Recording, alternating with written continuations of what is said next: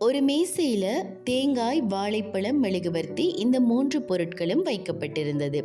தேங்காய் மெழுகுவர்த்தியையும் வாழைப்பழத்தையும் பார்த்து சொன்னதாம், நான் தான் ரொம்பவுமே பெரியவன், ரொம்பவுமே கனமானவனும் கூட அப்படின்னு சொல்லி சொன்னதாம்.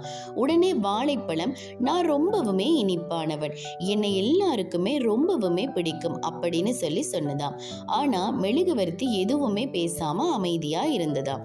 அந்த வீட்டில் இருந்ததான அந்த பெண் தேங்காய் எடுத்து 2 துண்டுகளா உடைக்கிறாங்க. வாழைப்பழத்தை எடுத்து அதனுடைய தோள்களை உரிக்கிறாங்க. மெழுகுவர்த்தியை அவங்க ஏத்தி வச்சாங்களாம். தேங்காய் மாதிரியும் வாழைப்பழம் மாதிரியும் தற்பெருமை பேசி கொண்டிருக்கிறவங்க வாழ்க்கையில பல அடிகளை பட்டோ இல்லைனா தோல் உரிக்கப்பட்டோ தயாருன்னு உணர்ந்து கொள்றாங்க. மெழுகுவர்த்தி மாதிரி அமைதியா இருக்கிறவங்க தயாருன்னு புரிஞ்சுக்கிட்டு மற்றவங்களுக்கு ஒளிய கொடுக்குறாங்க. உண்மைதாங்க. எங்களுடைய வாழ்க்கையிலையும் நாங்கள் தற்பெருமை பேசுகிறவர்களா இல்லாமல் மற்றவர்களுக்கு ஒளியை கொடுக்கிறவர்களாக இருப்போம்.